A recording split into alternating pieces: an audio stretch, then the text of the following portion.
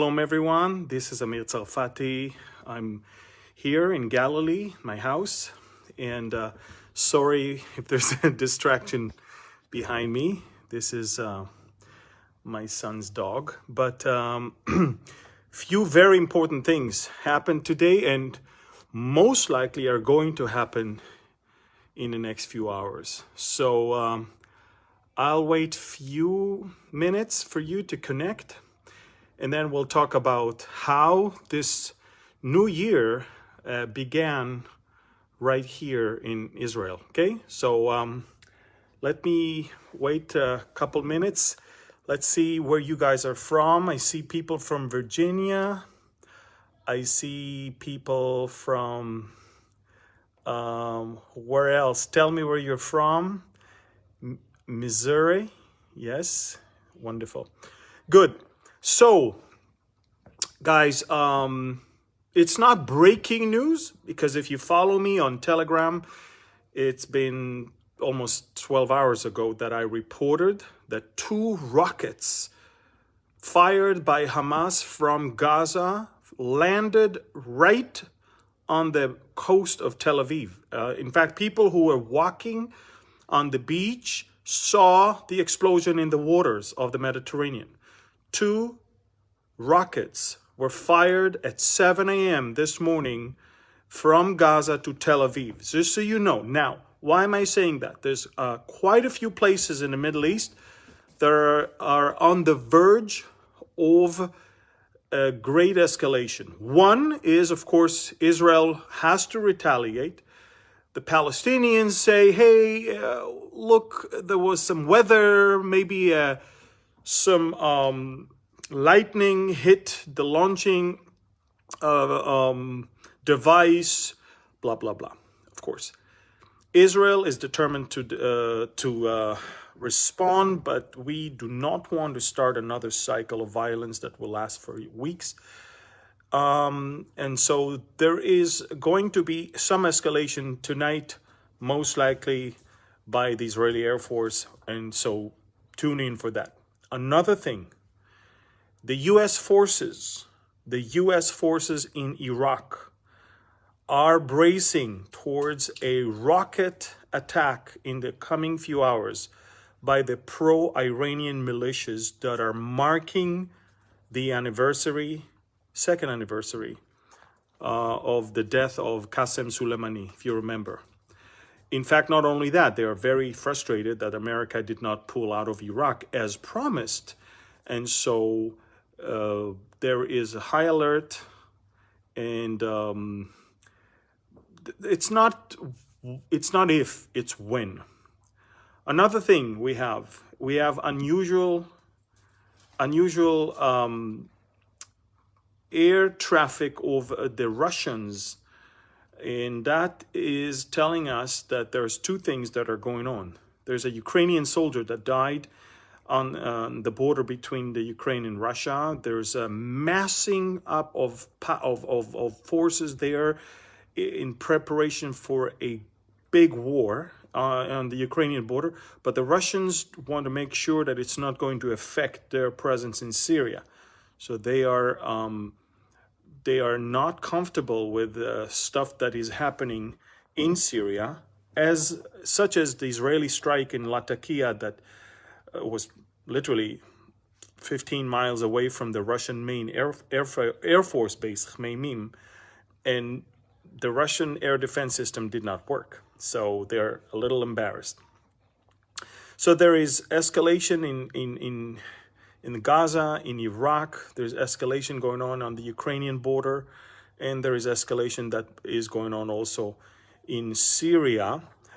Another 747 jumbo jet of the Iranian Revolutionary Guard landed in Syria, brought some goodies from Iran. Normally when that happened, an Israeli strike follows that probably within 24 to 48 hours. So we're expecting that as well. Look, 2022 will be far, far worse than 2021 when it comes to conflicts in the world. And, I don't want to go further to why, because you all know what's going on with the American administration. You all know what's going on with the weakness that it projects. And of course, all the forces of evil are just right now celebrating.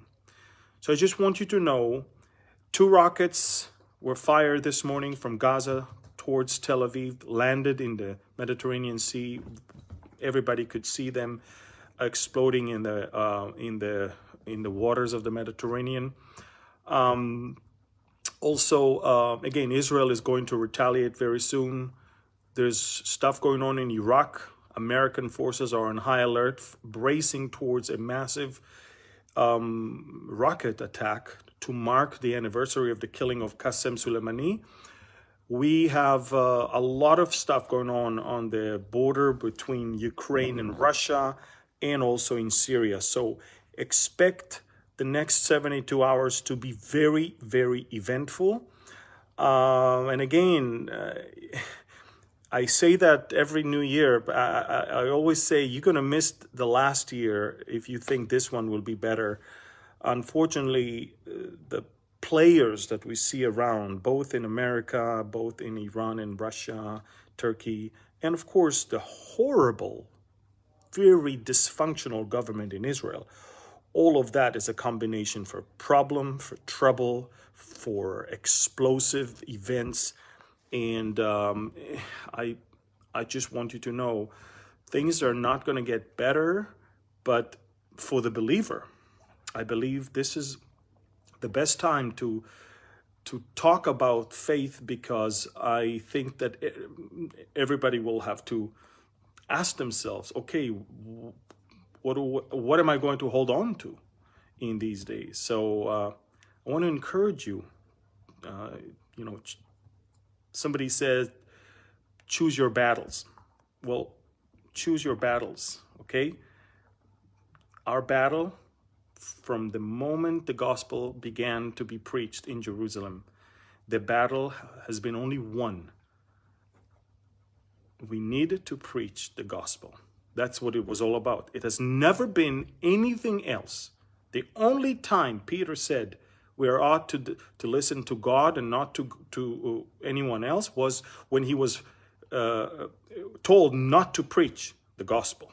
That's when he said, enough is enough. This is where I draw the line. That's the only battle we need to be part of, not anything else. Let's conserve our energy and use it only for this thing, okay? So do me a favor, share this, and I will keep you updated as much as I can. But listen, my Telegram channel is the only way you can catch up with what's going on in real time. I update it many times a day, and we've got, thankfully, over 181,000 subscribers. Go to Telegram, download it. It's Behold Israel Channel, one word, Behold Israel Channel. You'll find me, and you can join and follow and subscribe, and you'll get videos and my commentaries and news and breaking news. I want to encourage you to do that. Honestly, I cannot give you any reliable source of news other than that, because what I do, I have stuff that I get from Israel and from the Arab world and from other sources, and I filter through all of that, and that's what I post. So do me a favor, if you want some reliable news, go to our Telegram channel, okay? Behold Israel Channel. It's one word, Behold Israel Channel. Thank you. God bless you. Have a wonderful new year. Snoopy? Snoop. You want to say something? No. Okay. She's content. Okay. God bless you.